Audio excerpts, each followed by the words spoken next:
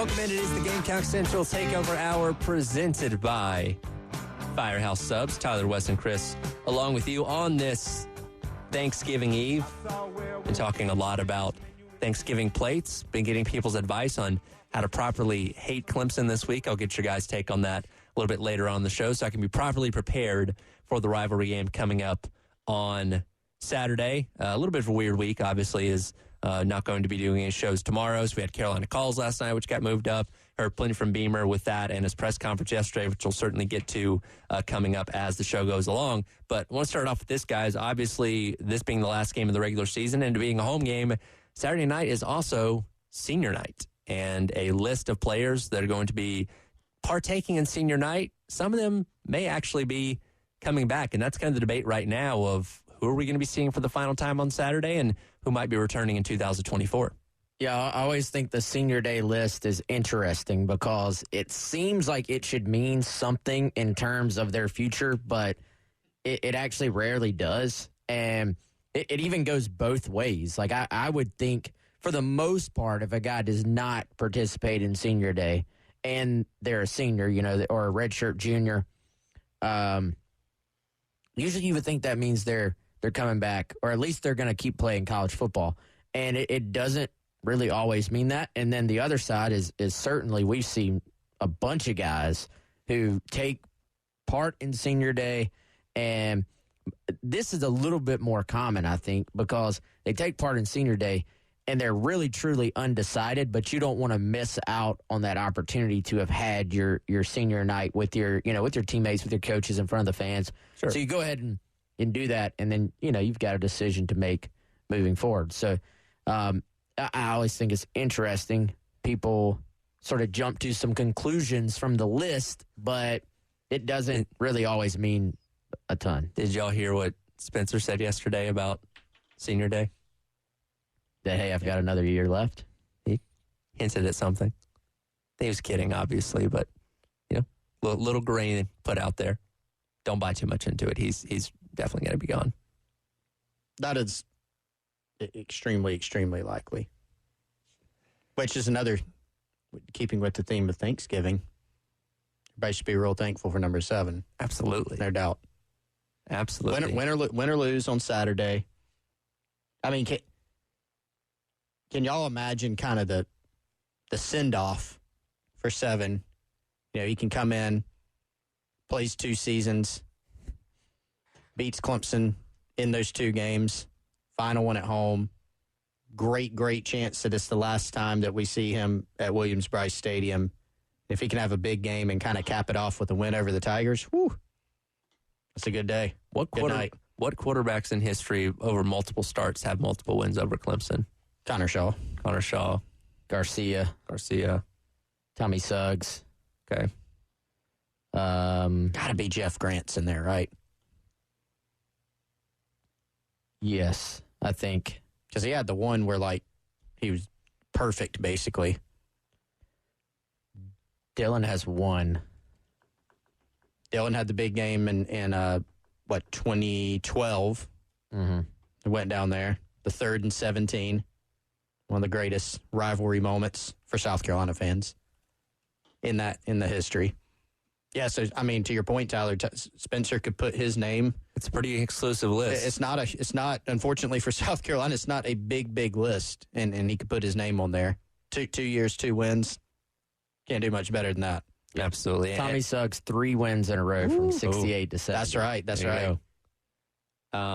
Taking a look at this list, and again, Rattler kind of falls in the category of guys that do have another year of eligibility that they could use, but, I mean, it's 99% that he's definitely going to go on to the NFL. Let's quickly run through the list of guys that are going to be partaking that are definitely not going to be coming back because they've exhausted their eligibility. That includes Amarian Brown, D'Angelo Gibbs, Kerryon Joyner, as well as Trey Knox, Xavier Legette, obviously Eddie Lewis, Jordan Strawn, and DJ Twitty. Those guys definitely have no option to come back this year, or for next year, after partaking in senior day on Saturday. Unless there's a 7th COVID year out there somewhere. Well, but we've seen. I mean, Jordan Strawn's a 7th-year guy. True. He's done. He's got to be. He is finished. There's no way he can come back. He's got to be. I mean, there's some guys on there that South Carolina is going to miss. I mean, obviously Xavier Legette. What can you say there? But I mean, AB. Yeah. You know, I mean, that's a big one. Look, Trey Knox came in here in 1 year and has contributed a lot and done a lot for a tight end group that many people felt was certainly underutilized last year. And as the season's gone along, especially with injuries and stuff like that, has had to step up into more of a prominent role, and I think has done a very good job at that. Yeah, he definitely has. And, I mean, there's some guys on here, man, once you start getting past the ones that basically have to leave, that are going to have some decisions on their hands, and these decisions are going to greatly affect the team next year, I think. Yeah, absolutely. And just kind of running down that list, Mario Anderson, who does have another year option, Nick Arjulo, who would have to apply for a medical redshirt based on his time at Harvard, but he could come back for another year, as well as Tonka Hemingway, Tyreek Johnson, and then, again, as I mentioned, Spencer Rattler, as we know, he's definitely going to be going, and then David Spalding as well. Those guys that could be on the fence about making that decision.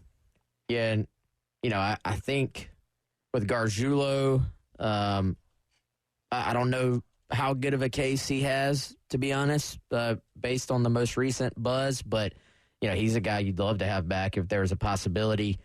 Mario Anderson, love to have him back. Tonka Hemingway, love to have him back. You know what is interesting is that Josh Simon is not on this list. That's true. And, again, I don't want to read too far into that indicator because we have seen guys who aren't on the list and then leave. However, well, actually, I guess I am going to read into it, y'all. Wouldn't you think if you were leaving, you'd you're definitely leaving. Yeah, you'd want some kind of send-off. Wouldn't you think if you were even highly, if you were leaning to leaving, wouldn't you want that game ball? Absolutely. And Preston has a pretty hard stance on this that you can only do it once. So if you do come back, you can't partake in senior day next year. So this is your one shot. Wait, you mean that's... The football season is underway, and Believe podcasts are talking about it. When he went home and went to sleep, Michael Parsons was just terrorizing him. Believe has podcasts covering all 32 professional teams and many of your favorite college teams, too. And to be only producing 15 points a game, that's something that is definitely disheartening. Sideline to sideline, end zone to end zone. As a quarterback, I would expect him to be acting like that. Take the accountability. Put that on yourself. Don't put it on your teammates. Search BLEAV podcasts wherever you listen. Preston's like, you can't. That is his rule. His okay. rule Just is, making sure, because I was like, that's not an actual That's rule. not an actual rule. If you want to do it twice, there's nothing saying that you can't. But to him, you have one shot to partake in it. If you come back for next year, sorry, you've already gotten your one opportunity to stand on the field and get a game ball and your jersey framed or whatever they end up doing. I wonder if that guy from, Oregon, Cam McCormick, do you think he's done like 4 senior days now? They're like, all right, seriously. Yeah, pretty much. Just going for the record. Like, are you actually leaving for real? Cam Rising's coming back for another year at Utah. He's been in college football for 20 years at this point. At least 20, yeah. They're like, guys, these framed jerseys we give you, these things are kind of expensive. Like, you gotta chill. Guy keeps changing numbers, so they have to give him another one. Gold line framing. Yeah, there you go. There and get There it. you go. So with Josh Simon, though, let's go back to that. Wes, you and I had him on the Garnet Trust Hour here on 107.5. I think before the season, right? I think it was before the season. And we were kind of catching up on things. And yeah, it was before the season. Because we were talking about, hey, how much do you think you and Trey Knox will be utilized together, et cetera, et cetera. And certainly he's come on in the last few weeks. You know, you think about those games where Trey Knox was out, limited. Josh Simon really stepped up, did some really big things for the team.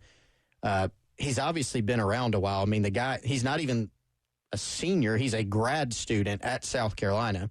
And his first year of college football was back in 2019. So this guy's played a lot of football, whether it's Western Kentucky and then obviously the year here. And I specifically remember him telling us, we were looking over kind of his ledger of what he's done, and we were like, Josh, I mean, hey, you've got 2 years here, technically. We're kind of getting way ahead of ourselves asking that. But his answer was like, man, like I very much got the feel, Wes, coming out of that he was kind of eyeing this as a one-and-done situation. But as we know, that's not always the case. Spencer Rattler was supposed to be a one-and-done situation. Didn't happen. The buzz that we've heard even behind the scenes to kind of match and contextualize him not being on this senior day list, it does seem more likely that the plan is for him to come back. That would be huge. And I do think, you know what? Hey, if you're happy, so it's just like recruiting when a guy makes a decision. Every prospect in the country has these big picture things you can kind of say, hey, every prospect probably considers these things to an extent. However, every prospect has what matters most to them and how much does it matter. And I always have looked at it like a pie chart. And, you know, for some guys, it might say 60% NIL. For some guys, it might say, hey, I grew up wearing a Gamecock shirt since I was 2 years old. If I got an offer, that's where I'm going, and I don't care about anything else. So, you know, I think when you're making a decision, whether you're Spencer Rattler, who, you know, you're heavily weighing your NFL draft prospects here, or you're Josh Simon, hey, if you just love football and you've finally gotten this opportunity to come home and play in front of, you know, your fans and play at your home state, you playing one more year in that environment and having a chance to create more of a legacy. And I'm not trying to speak for Josh by any means. I'm just kind of talking in general. But maybe that matters to you. Maybe you just enjoy it so much that you say, hey, I'd rather have another year at South Carolina. Now, obviously, there becomes a point where the longer you stay in school, NFL teams, frankly, they're going to ding you for being older, honestly. But there's also a case to be made, hey, if you come back and you show, hey, I'm a dude, like I'm going to be a starter in this league and I'm going to be an all-around tight end, maybe you do slide up as far as the NFL draft boards with another year. So, you know, I think for Simon, it does – you would think that it increases the chances of him to come back just because he is an in-state guy but has not had a chance to play an entire career at South Carolina. Like, if he had been here this entire time, I'm sure at some point you're probably like, all right, I got to move along. But he's only been here 1 year, so maybe he just enjoys it here. Yeah, that's a great point. And it's something you got to weigh. I think that was what was on his mind, Wes. I can't remember exactly what he said when we talked to him preseason, but it was kind of this whole, hey, I've been in college a while. At some point, like, enough is enough. But there's also, you're weighing that versus, like you said, are you enjoying your experience and what is best for your future? And honestly, as good as he's been lately, it's not like he's carrying a tremendous amount of draft buzz right now. And so if he comes back next year and he's that guy, if he's number one, he will, I think, have a chance to move up some. And, you know, this is a guy, Chris, he told us that he wants to own his own business or run his own business one day. You know, I know he's really heavily into some various commercial things, whether it's trucking or whether it is, commercial landscaping and stuff like that. I think his family is heavily involved in that. We know he's heavily involved in hunting. There's something to be said if you really want to talk about it from a business standpoint and a financial standpoint.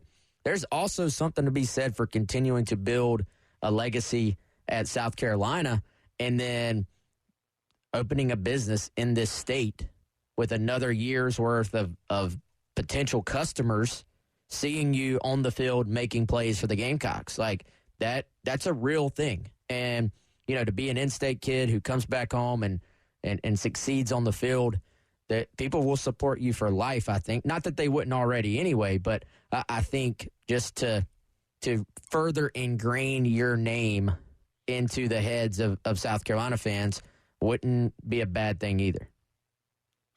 No, yeah, absolutely. And we will see what those guys' decisions are and how that shapes out for the 2024 team. Also, going to learn a lot over the next month or so on who's staying and going as far as the transfer portal goes as well. And one big question going into the end of the regular season, into the postseason, will there be will there be a waiver should South Carolina get to a bowl game for guys as far as the red shirt goes? We'll dive into that coming up and hear what Beamer had to say yesterday about it on the Gamecock Central Takeover Hour presented by Firehouse Subs here on the game.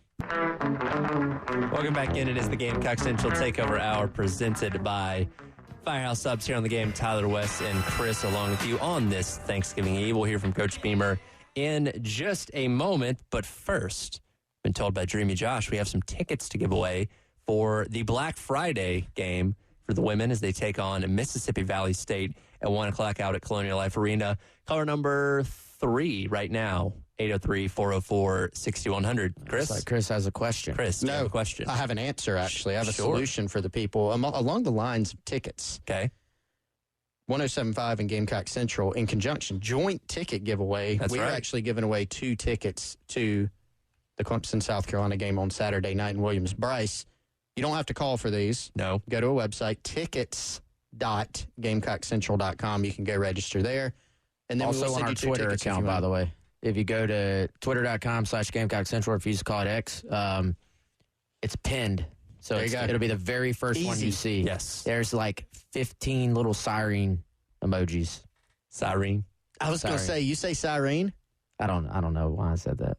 Well, do you normally say it? I don't think so. Siren. Siren.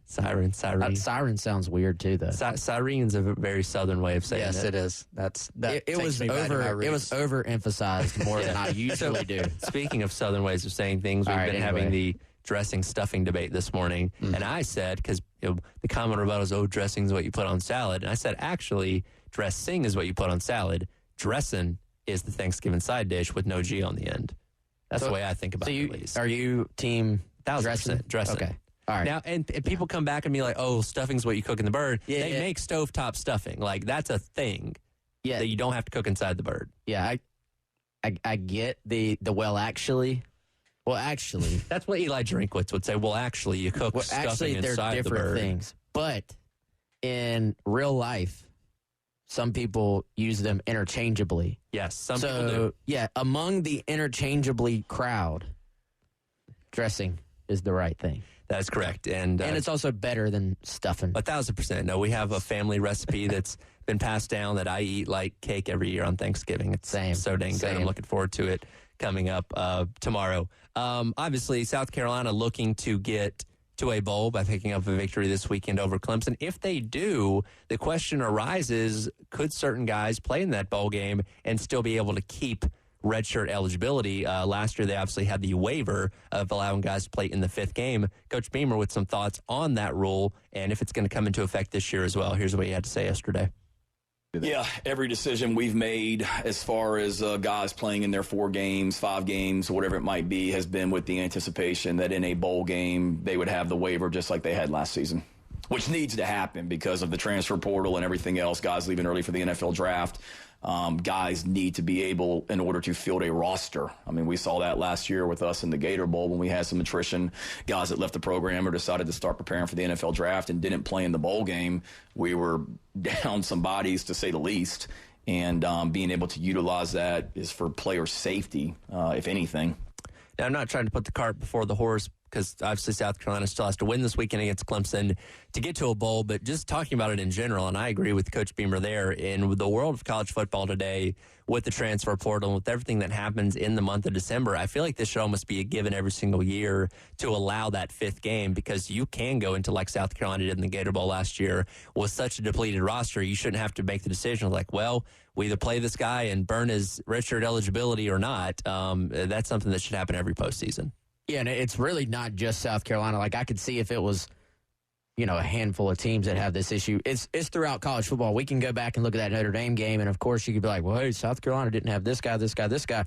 Notre Dame is going through the same thing. Mm-hmm. So, I think it is fairly universal that you're going to have a depleted roster on both ends because, and by both ends, I mean it can be guys who are getting ready for the NFL draft. It can be guys that are already in the transfer portal, and really it can be guys that are kind of top-line players, or it can be your depth guys who have not really played and are in the portal to go somewhere else. And so that affects your special teams, your overall depth.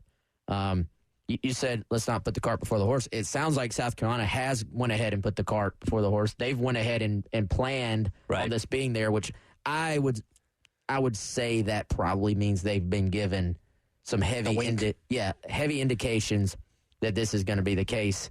And, Chris, this actually affects the Clemson game, potentially. What do you mean? I mean, if you were dead set on Lenore Sellers redshirting, yeah. He couldn't play.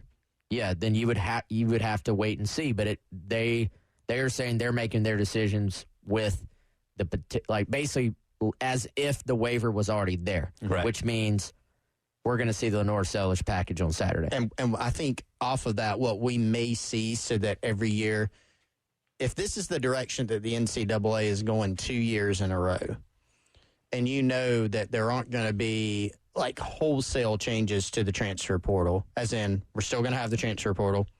There's still going to be a postseason window. There was already an adjustment this year to shorten it. We might get more adjustments, but there's always going to be a postseason transfer portal. You have to have it postseason. Not going to put it in the middle of the season, So you're going to have one, and that's going to lead to, when you combine that and you combine, postseason defections, injuries, et cetera, you're going to see some lighter rosters across college football. So my guess is that there's probably going to be a move toward kind of putting this rule into on paper, basically, where, hey, you can play up to 4 games in the regular season, not 4 games during the entirety of a season that can be 13 games or more. Yeah. And that's my guess, is that's what we see. Now, I wonder if that will start to apply to, hey, you leave out postseason play in general. So let's say a team that goes deep in the college football playoff, do we see it kind of apply to there? Yeah. But it does seem like we're moving in that direction to where the 4-game limit is going to be regular season only. Yeah, which would make a lot of sense. And as I understand, the rule still applies to teams in the college football playoffs. So you can play that guy, or at least last year when the waiver was in place, you could play a guy in a semifinal and theoretically the national championship game as well if you do end up playing those 2 games. I don't know if it applies to conference championship games. I don't know if it covered that. I think it was bowl only. Technically, college football playoff is in a bowl too. So that's true. I think the overarching, it's bowls only. Well, yes, because it wasn't put out until mid-December anyway. Okay, that's right. So yeah, that would have been after the championship. Conference championship games, tack that on to the regular season. But yes, any postseason games, whether the bowl or next year, where you could theoretically play 3-4 rounds in the college football playoff. So you're talking about maybe a guy playing 8 games in a redshirt in a redshirt year as a freshman, like that. Opens the door to a lot of possibilities there. Which is fine. I think that's completely fine. There's no reason we should get up in arms about this. I think it makes sense. And, for the most part, your guys that are playing in a championship game or a semifinal, those are your guys who have been playing for much of the year anyway. Sure. I think now there's probably a case where you might have a freshman who was hurt to start the season, missed the entire first half, and then could essentially play, the final 4 games of the regular season, right, and then roll on into a championship, then roll on into a college football playoff, and really make an impact and still be a redshirt freshman the next year. But a guy that is that good, probably not using all 5 years anyway. Probably not. But yeah, it's something to keep an eye on that should happen with the NCAA once again when the postseason rolls around. So the guy that's on everybody's mind in relation to this rule is Sellers. And so we saw him, he got 5 snaps in the Kentucky game. Saw some carries. South Carolina put him down in the red zone, which I think was a smart move. So here's a question for the Clemson game. Do we see more of that, like a higher volume of Lenore Sellers? I think it's hard to answer because we're going to have to see how the game flows. What's the game flow? Situational. Yeah. How does it play out? You know what? I would like to maybe see a little more volume, too, in terms of just what the package looks like as far as how they implement him in there, which I'm sure they have other looks. You know which drive I didn't like, if I'm being nitpicky? They put him in to start that drive in the 3rd quarter. Yep. After Kentucky had scored, and then I think South Carolina had a 3-and-out. Right. And so they went to him Welcome to Talkville. The Ultimate Smallville Rewatch podcast. I always drove the cars, the Porsche, Ferrari, Lamborghinis. They were always a little skeptical, but sometimes they go, all right, Rosie, just go up where the stop sign is and turn the car around, and we'll give you your cue on the walkie. And I go, great. And they're like, Rosie? I'm like, yeah, dude. Oh, yeah, this stop sign? They're like, yes, there's only that stop. Oh, okay. Jump in now or catch up on any of the past seasons of Talkville on YouTube or wherever you listen. I know they were trying to sort of mix it up, but Right. Yep. We'll see how they utilize him this weekend. We'll hear from Coach Beamer and get a little bit of preview into Clemson coming up as the Gamecock Central Takeover Hour presented by Firehouse Subs rolls on here on your Thanksgiving Eve on the game.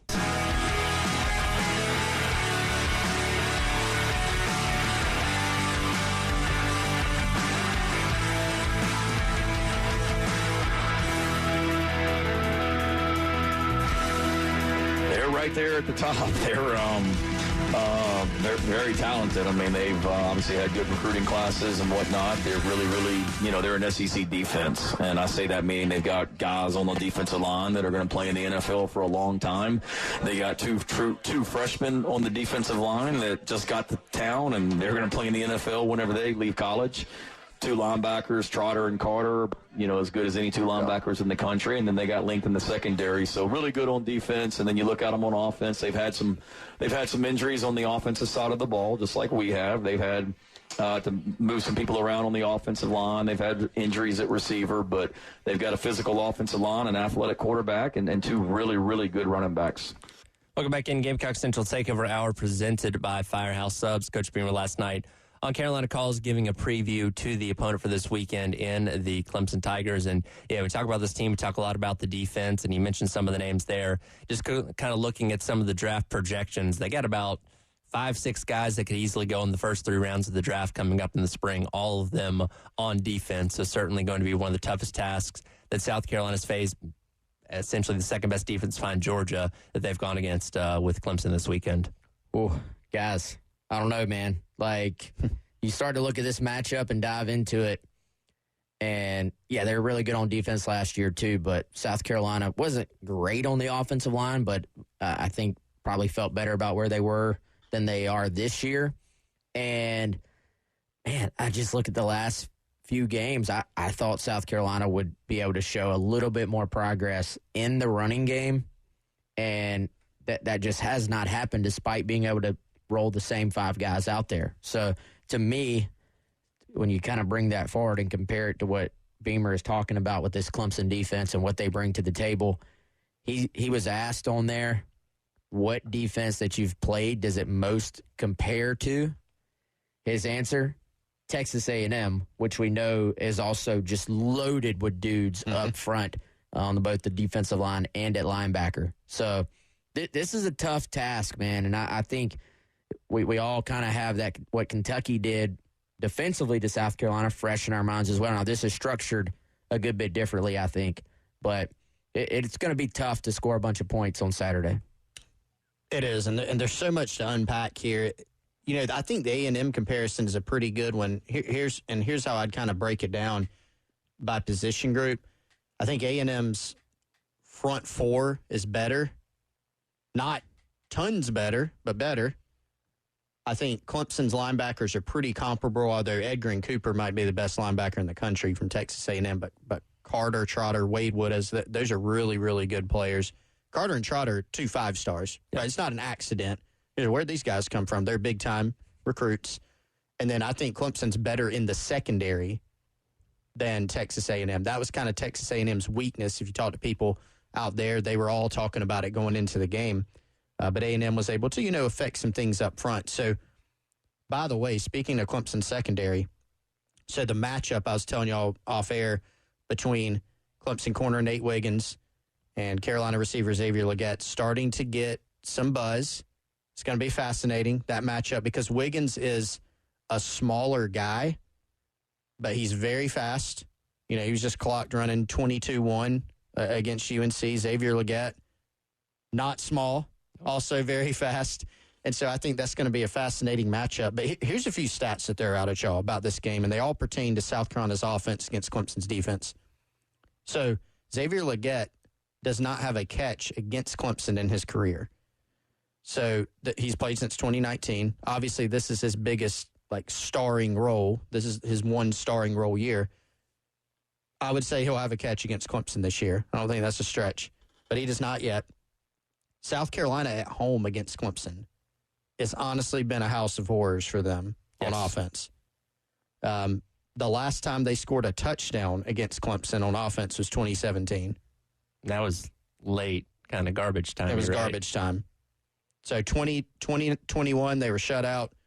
2019, they kicked a field goal.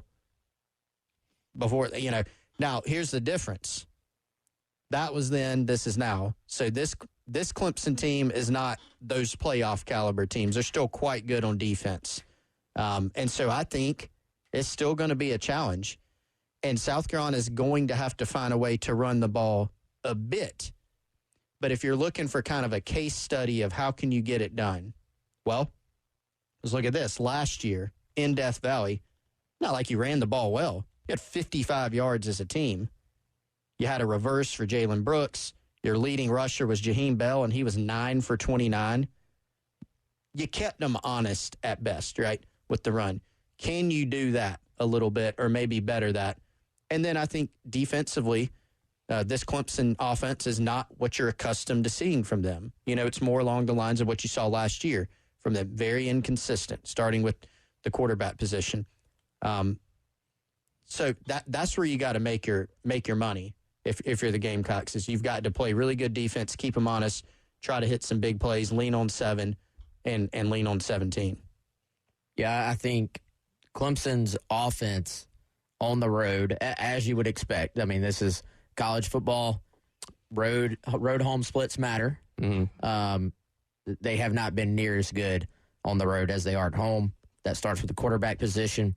We've turned the football over a bit more, I think, on the road, and certainly haven't had the production as far as touchdown passes on the road. So, I think I don't think you're winning a shootout in this game, though. I think as much as we talked about the defense and their struggles for much of this season, and that there's been improvements on defense, that much is true, that much is clear. Also, some of this is based on matchups. You played some offenses the last few weeks that were not as good as some of the ones that really gave you big trouble on defense. So, I think, Chris, that for me, this is probably somebody can win in the 20s type game. Yeah. I don't necessarily see a shootout. If Clemson comes in and scores 30 points, that's a bad sign. Yeah. That's a very bad sign. I will say this, though, completely different defensive structure. I think Beamer mentioned Clemson's going to come out. They're going to play man coverage.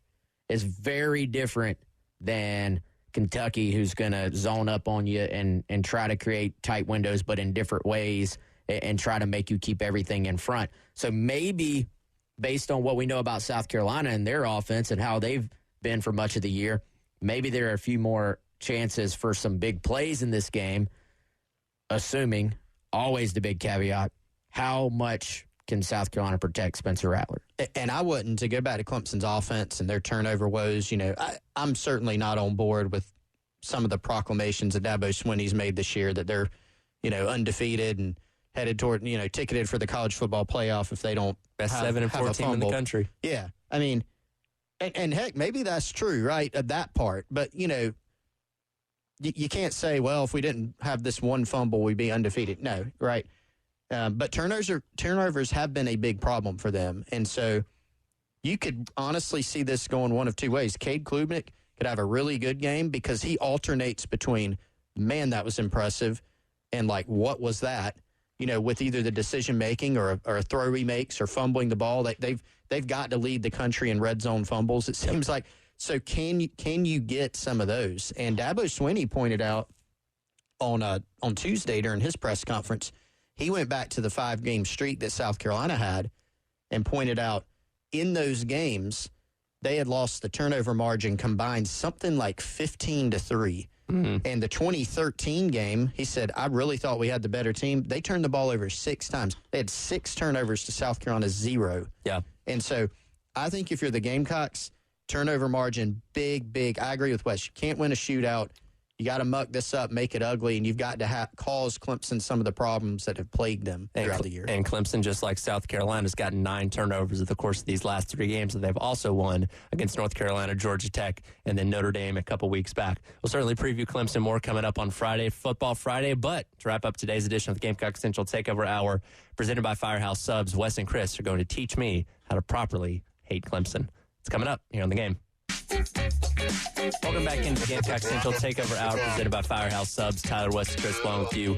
We'll get to the Clemson Haters Guide in just a moment, but a little while ago we had our guys from Integrated Media in here looking at these cameras, getting us set up for our live stream, which I'm being told is coming very, very soon. And they can do a number of things if you want to live stream or if you just want to have the ultimate setup at your own home for watching tons of sports. We just got to teach Terry how to use this technology. We're working on it. Yeah, process. But, no, Integrated Media, they've been at my house. They've been at Chris's. You probably don't need all these cameras at your house, but if you want to upgrade your home office system, if you want to upgrade the man cave, if you want to upgrade the TV in the living room, surround sound, full home theater system, whole home Wi-Fi, they came out and they actually ran Ethernet throughout my house so that I could have hardwired internet throughout. So they can do any and all those things for you. My dream, guys, one day is to have the full, where one dedicated room is like a home theater with a projector. That's my dream. One day, we'll make it happen with Integrated Media. Yeah, I was going to say, you'll call them. They'll make it easy. Probably kind of like, you don't have to stress about, like, will it be good? What do I do? I just let them in and just hey, here's what I want. I don't really know what I want. I kind of want this, and they'll probably design it, and it'll be perfect. Dude, they came out. They ran that Ethernet in the house in like an hour flat. And I'm like, I bet it flies too. It was very impressive. Yeah, absolutely. All right. At the end of the show, time for you guys to give me a crash course on how to properly hate Clemson. I've been asking people all morning. I've been told not to wear orange, which is good because I hate the color orange, thanks to Auburn and Florida. So I got that covered. I've been told to just peruse the upstate and listen to the people talk, and I'll hate Clemson that way. Keep driving up north until I smell it. Yep. That's another reason to hate. Another way to hate Clemson. I've gotten a lot of good advice. What advice would you guys bestow upon me? Man, the people, as always, have come through for you there. I would say, you already learned the taters thing. Like, You got to call them taters instead of tigers. I don't even know where that started, to be honest. It's been a thing for decades. I was quite confused for a few days. I'm like, what is this taters thing? That's the thing, though. You got to, any and every time you can make fun, the go-tos I've seen is anything that involves them being an agriculture school, like farming, and, that's just kind of a go-to thing, like anything involving sheep. That's what Dave was telling me, and it reminds me of when Bear Bryant would call Auburn the Cow College in Alabama. So a similar type of thing, cow school. Well, speaking of Auburn, I think another go-to is, Clemson likes to make fun of, USC is in Southern California and Carolina's, UNC, all this stuff. Well, the other go-to is like making fun of the fact that everything Clemson does is copied from somewhere else. Like Clemson's Auburn with a lake. Yep. Tigers, that's every other mascot in the history of sports, I feel like. As we learned, there's only 2 Gamecocks. Yes. So. And poking, like, sarcastically, like, because you do see Clemson people will lay claim to, like, being the first to do something, and then you can come back with what Wes is saying. And so, like, Death Valley. And so being like, hey, did you guys not know, like, Clemson invented water in the lake? They're the first people that have a lake. Death Valley's in Baton Rouge. Yeah. That's basically that everything's copied. Let's see. I feel like there's more. Go ahead. Orange is obviously, no orange whatsoever. That's out. Overalls jokes. Okay. Teeth. That's always been a big one over the year. Yeah. Teeth. Yeah. Like just the lack of them. How do you how do you know that how do you know the toothbrush was invented in Clemson? If it was invented anywhere else, it could be called a teeth brush. Okay, that's good. I like that. See, these are the things. I know y'all heard these are the things that I love about rivalries. It's the pettiness. We need Tony Annan burning a gigantic tiger the other day, and then Clemson apparently copying that with Cocky's funeral. Great value, Tiger Burn. Yeah, the great value Tiger Burn's phenomenal. I think you have to cow tipping jokes. Those are always good. You know, you can loop those in. I mean, there's I don't know if it's an entire website, but there's just like you can Google like Clemson jokes or South Carolina jokes. It goes both ways, and they can lay them out for you. But I think you also have to go back and look at some of the history in the games, so you know kind of like the lexicon. So the push. Have you heard about the push off? Which game was that? 2000. Okay. I'm familiar with the fight, obviously. Yeah, the fight. That was. I know about Swearinger's hit. Fun. Yep. Great moment there. So the push off, was a big one in history. So go back and watch that. Okay. Give us your opinion on it Friday. All right. Make sure that it was a push off. But be careful. Make sure your opinion matches the actual truth. Your opinion is our opinion. Yes. We don't want to ruin our ratings on one comment. Comes back. I don't know, guys. I think it was just a clean catch. Clean play. No, don't do that. I will. I'll do my research and make sure I'm properly ready to hate the enemy from the upstate by the time Saturday night's game rolls around. And we'll certainly preview more of the matchup coming up on Football Friday. But you guys have a great Thanksgiving. I'll see you back in here come Friday. We didn't even talk about food. I know. Well, I mean, we had so much to cover. True. That'll do it for today's edition of the Gamecock Central Takeover Hour presented by Firehouse Subs. Halftime show with myself coming up next here on the game. The football season is underway, and Believe podcasts are talking about it. When he went home and went to sleep, Michael Parsons was terrorizing him. Believe has podcasts covering all 32 professional teams and many of your favorite college teams, too. And to be only producing 15 points a game, that's something that is definitely disheartening. Sideline to sideline, end zone to end zone. As a quarterback, I would expect him to be acting like that. Take the accountability. Put that on yourself. Don't put it on your teammates. Search BLEAV podcasts wherever you listen.